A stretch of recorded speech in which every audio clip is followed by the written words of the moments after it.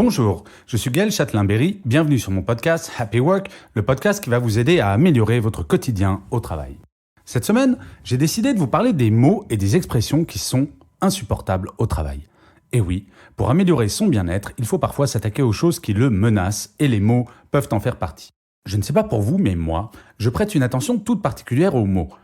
Pour quelqu'un qui passe son temps à écrire, à parler, c'est la moindre des choses, vous allez me dire. Ok, je vous l'accorde. Cela étant dit, pour nous toutes et tous, les mots ont leur importance au quotidien. Et j'ai le sentiment que certaines personnes ne s'en rendent pas véritablement compte. Oui, il y a une différence énorme entre dire « c'est bon » et dire « pas mauvais ».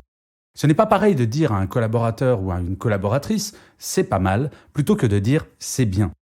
Nous avons une fâcheuse tendance assez souvent à utiliser des tournures de phrases neutres, voire négatives, de peur de paraître trop positif. Certes, cela est sans doute culturel puisqu'il paraît que nous, les Français, nous sommes d'éternels râleurs. Mais au-delà de ces tournures de phrases négatives, il y a un certain nombre d'expressions qu'il me semble urgent de supprimer totalement du monde de l'entreprise et ça, ce n'est pas compliqué.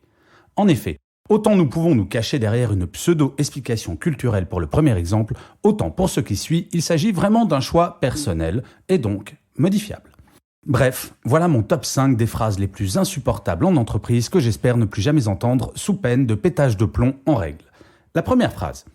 Tu prends ton après-midi ? Ah, le présentéisme à la française qui fait que l'on mesure l'implication d'un salarié à son heure de départ du bureau.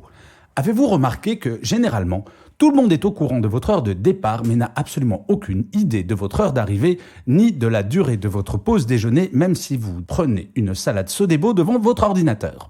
Cette phrase, tu prends ton après-midi, nous l'avons toutes et tous entendue. Et le pire, c'est qu'elle nous a parfois fait culpabiliser. Quand mes enfants étaient petits, je partais 2 fois par semaine à 17h du bureau pour aller les chercher à l'école. Il ne se passait pas une semaine sans entendre cette phrase. En gros, le message qui m'était passé était que si je voulais être un bon père, je devais nécessairement être une feignasse au travail, et l'inverse étant vrai également. Profondément injuste et crétin tout de même, pourquoi je devrais choisir ma vie de père contre ma vie professionnelle ? Bon, il y a eu encore pire, un jour où un collègue ne supportant visiblement pas que je parte si tôt m'a demandé pourquoi j'osais prendre mon après-midi. Je lui ai expliqué que j'allais chercher mes enfants et là il m'a dit « Bah, t'as pas une bonne femme qui peut s'occuper de ça ?»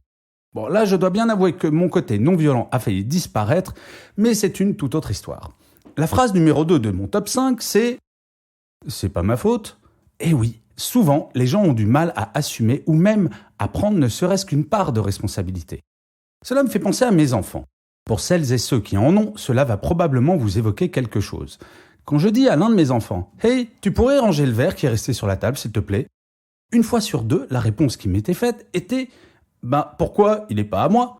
J'ai fini par régler le problème en leur expliquant que quand je faisais la cuisine, je ne la faisais pas que pour moi. Et que s'ils souhaitaient pouvoir manger autre chose que ce qu'ils allaient cuisiner pour eux-mêmes, il allait falloir qu'ils commencent à se la jouer un petit peu plus collectif.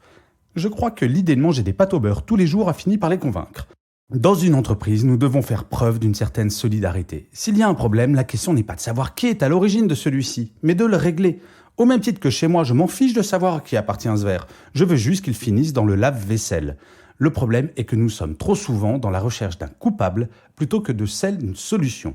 Bref, s'il vous est demandé de régler un problème, faites-le dans l'intérêt de toutes et de tous.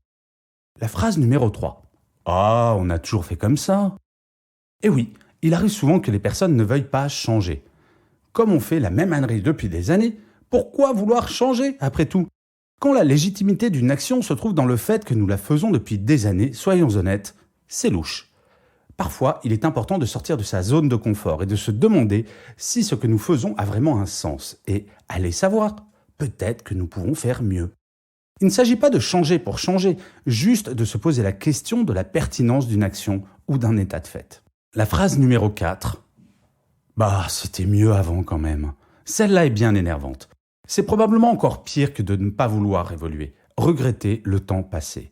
Je ne dis pas que tout ce qui est nouveau est forcément mieux, mais l'inverse est également vrai. Tout ce qui existait avant n'est pas, par principe, mieux. Et je ne sais pas si vous l'avez remarqué, mais bien souvent, une personne qui va vous dire « c'était mieux avant », une fois, va vous le dire en permanence. J'appelle ces gens les « c'était mieux avant ».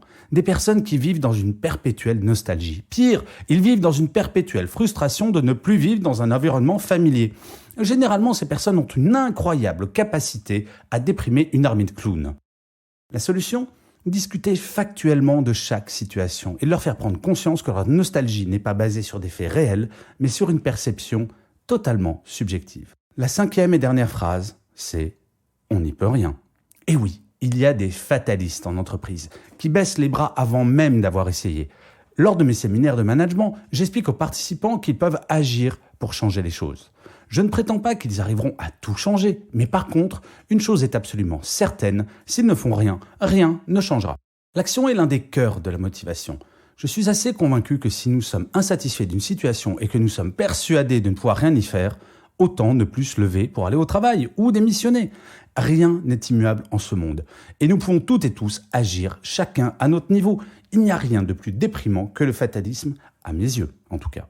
Soyons attentifs aux mots et expressions que nous utilisons, car ils ont un impact sur notre état d'esprit et notre morale, mais également sur celui des personnes qui nous entourent. Il est tout de même plus sympa d'entendre quelqu'un vous parler de façon positive plutôt que quelqu'un qui peint tout perpétuellement en noir, non ? Je vais finir cet épisode de Happy Work par une citation de Sophocle qui va élever un petit peu le niveau des phrases évoquées dans cet épisode. Sophocle disait « Parler beaucoup est une chose, parler à bon escient en est une autre ». Je vous remercie 1000 fois d'avoir écouté cet épisode de Happy Work. Je vous dis à la semaine prochaine et d'ici là, prenez soin de vous.